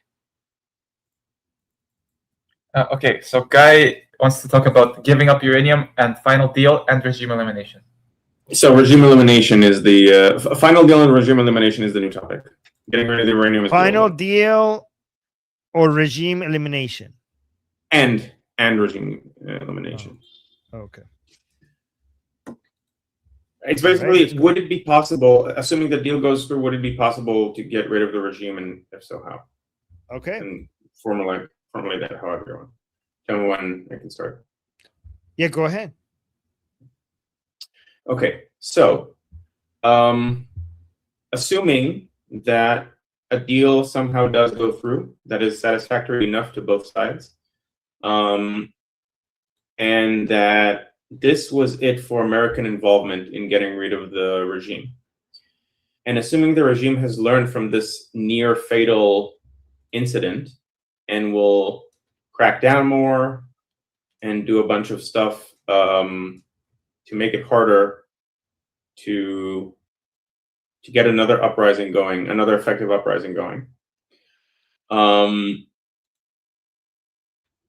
My fear is that this was basically it for chances to get rid of the Islamic Republic. Now, you said it's not a matter of if, but when. It might take a while, but it's going to happen. But if this happens, right, and they get rid of the nuclear, and as a result, they get some influx of money and a removal of sanctions, and at the same time crack down further on Iranians, how would it happen? So like in that case, the momentum is lost, I assume, and Pahlavi would not order the people to go out unless it's like as a last ditch effort, like, oh, this is the last chance we have. But then it has a good chance of not working out. Under those conditions, you still have Israel as an ally, and you still have Mossad with the stated goal of like, we're not going to rest until the regime falls. But practically speaking, like, how do you get this momentum back? And how do you actually take down the regime after all this? Okay, so basically, if I understand you correctly, if there is a deal and the Americans leave, how do we see the regime falling? Right? So there's, first of all, that would mean if that happens, guys, we're not saying that will happen. Don't panic. But if that happens, I mean, anything is possible. But if that happens, there's four things to consider, right? First, let's talk about the Americans leaving. Americans leaving doesn't mean that the Americans are not going to come back, right? The Islamic Republic will remain a threat to the world and a threat to the United States, with global ambitions, with the intentions of attacking U.S. allies with the eventual goal to destroy United States. They would be, in their mind, anti-imperial West. So this problem, if you delay the fixing of it, it will become a bigger problem, right? Especially now, the Islamic Republic is even more radical than before, right? So I think that if Americans do leave, they will be forced to come back again. So that's one. Americans, if they go, they probably will have to come back at some point. It will just mean that it will take longer. Then that's the first element. The second element is that Israel is not able to, will not be able to tolerate an Islamic Republic, especially now, because the Islamic Republic has lost all of its most of its deterrent capacity. From their perspective, if they wanted a nuclear weapon before, they need a nuclear weapon now. They wanted it before, they need it now, right? And not only that, a lot of people don't understand that the Islamic Republic can get to certain numbers of ballistic missiles that would have enough deterrent capability that even without a nuclear bomb, I forgot what that number was. I think it was 30,000 or what that number was. But there's a number that of ballistic missiles that if the Islamic Republic reaches, the calculation is that it would become like 12,000. Okay. It will become basically like North Korea, because North Korea, people treat North Korea as this thing that it is what it is. We can't touch it anymore because they're nuclear. The Islamic Republic also, if it gets to where that is with ballistic missiles, it will be like, yep, it is what it is. We have to just tolerate this pain forever.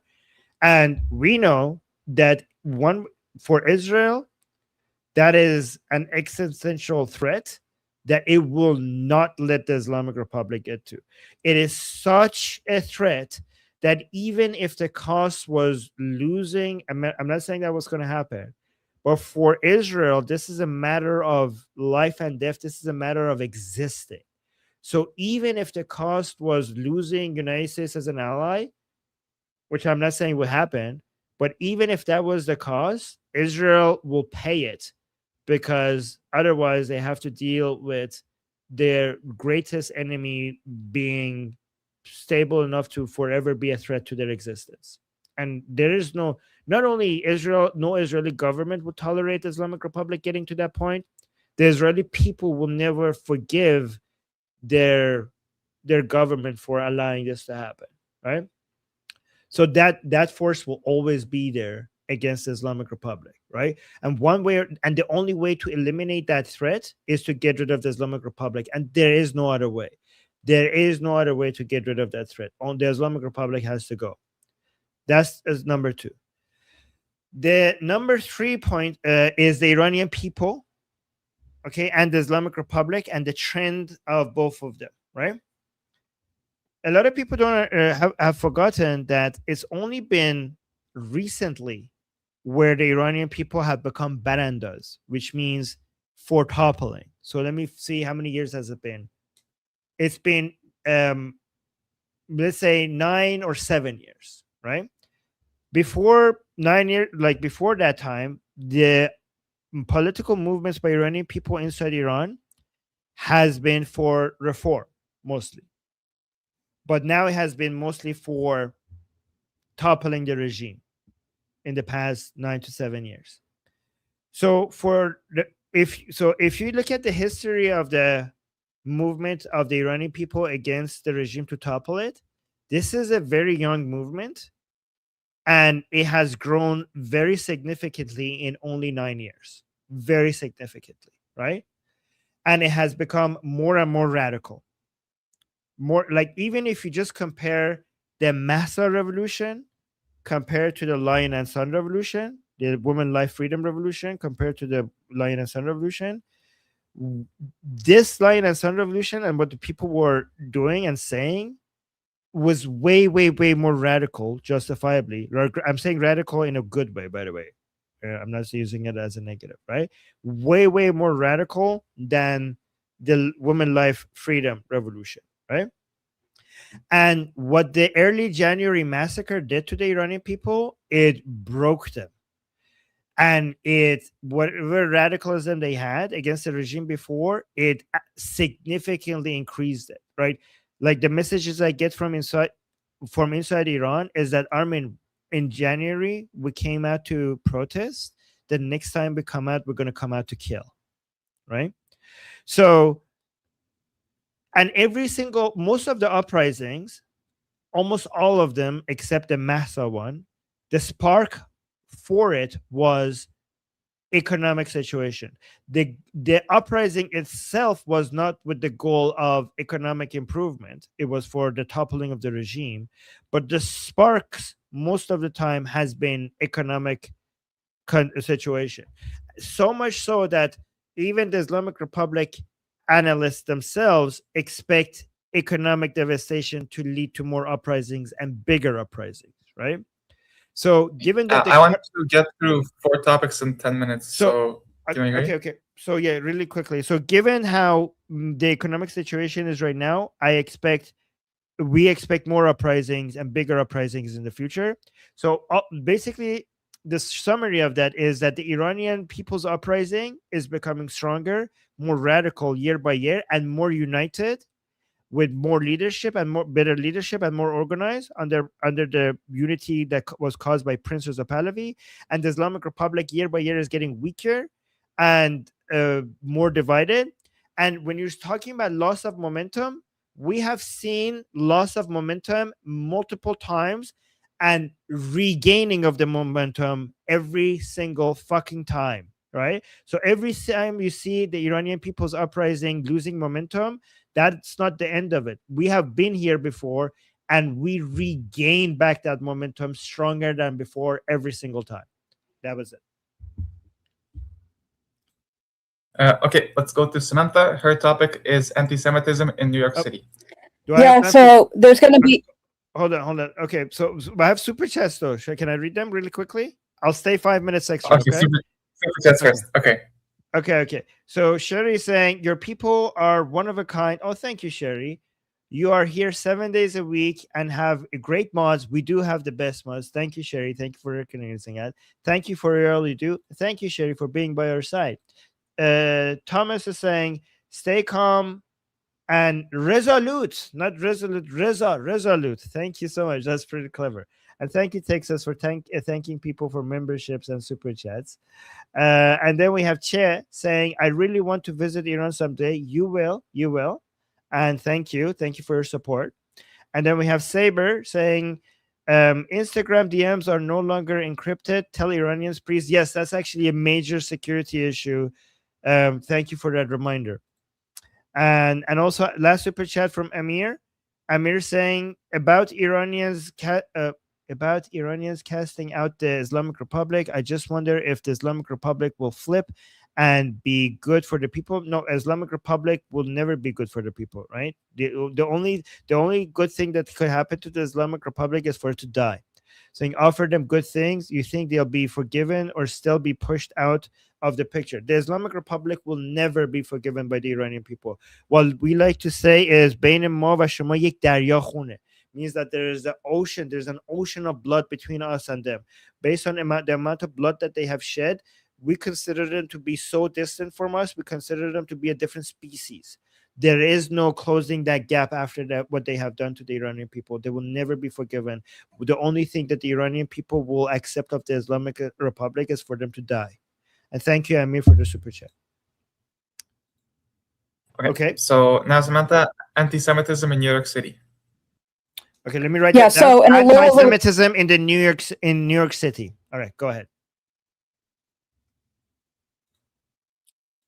Go ahead. So in New York City, so in a little over 2 hours, there's going to be a protest in front of Gracie Mansion, which is the mayor's residence, about it's against radical Islamism and extremism in the streets. So the mayor, Zoran Mamdani of New York,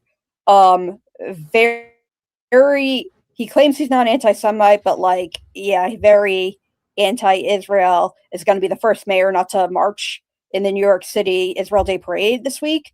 And he has one of the first things he did after coming into office was he overturned the previous mayor Eric Adams's like International Holocaust Remembrance definition of anti-Semitism.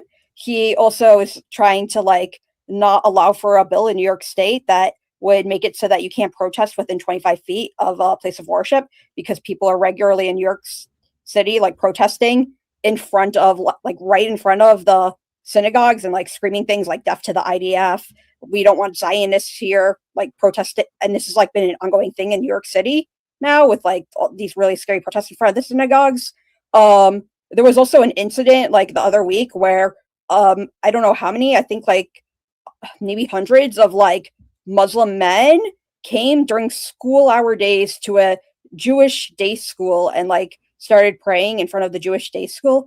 And like, you know, it's kind of creepy when a bunch of men who aren't connected to a girls' school, like don't have a kid in the school or don't work there, organize something like right in front of the school during school hours. That's a little creepy to me, like even if it's just praying.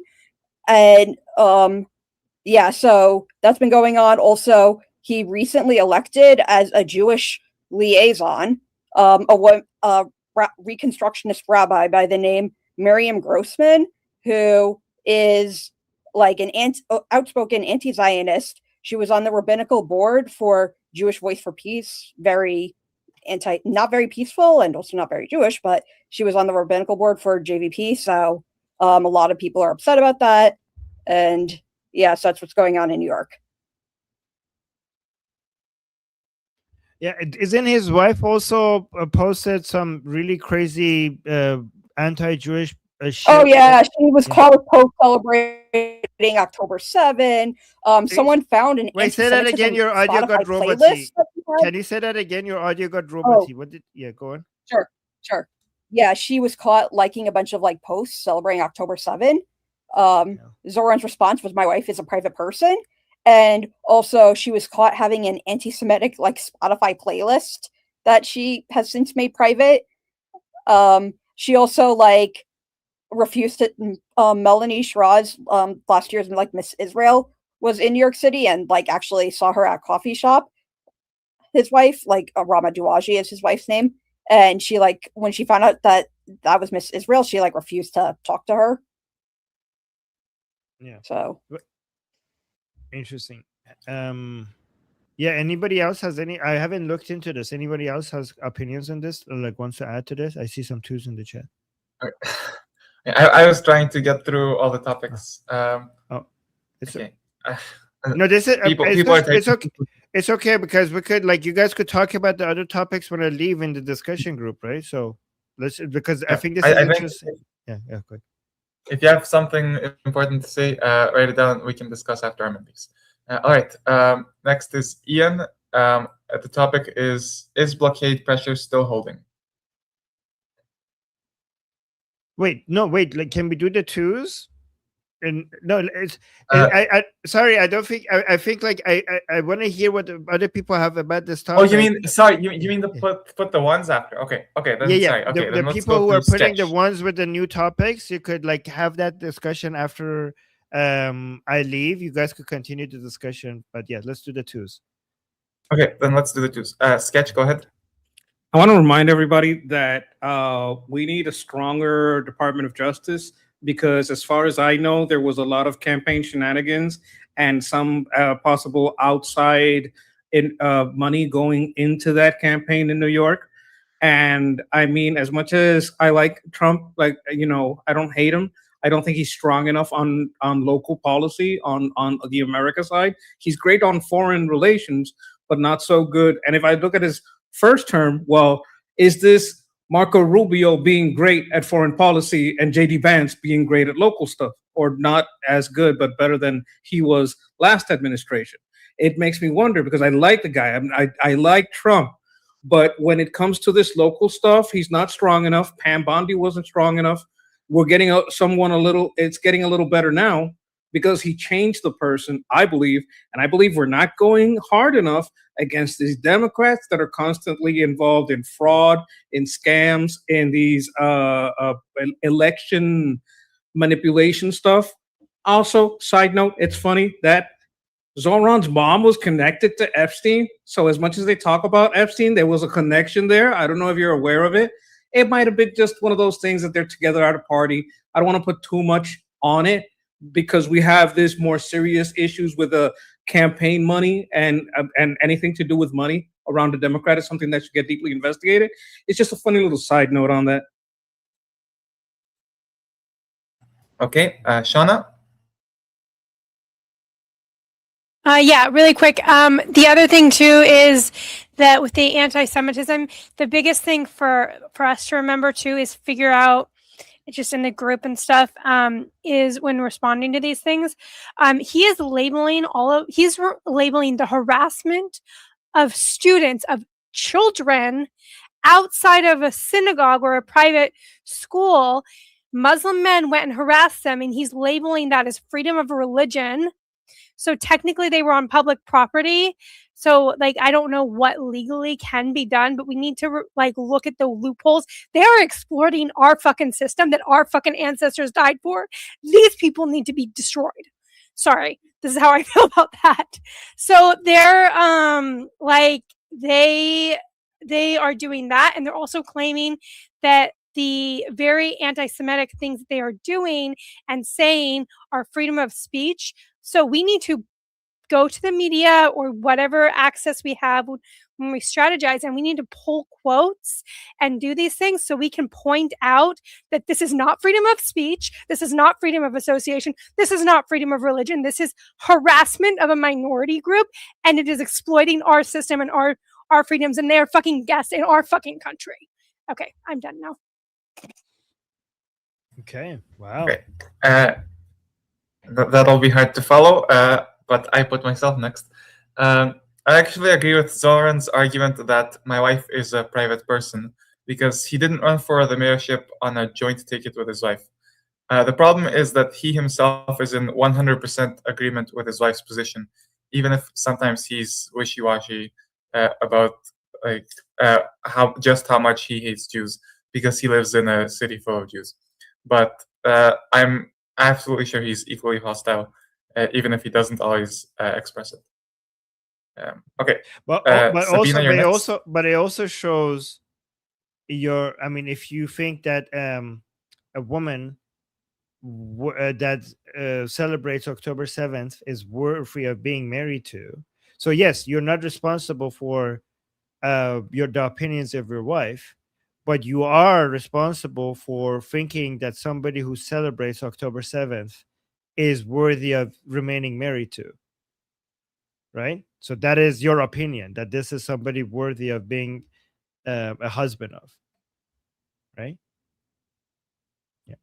I agree, but that's still, in my opinion, a lesser crime than celebrating October 7th yourself, even though I'm sure that he does. So, yeah. Okay, Sabina.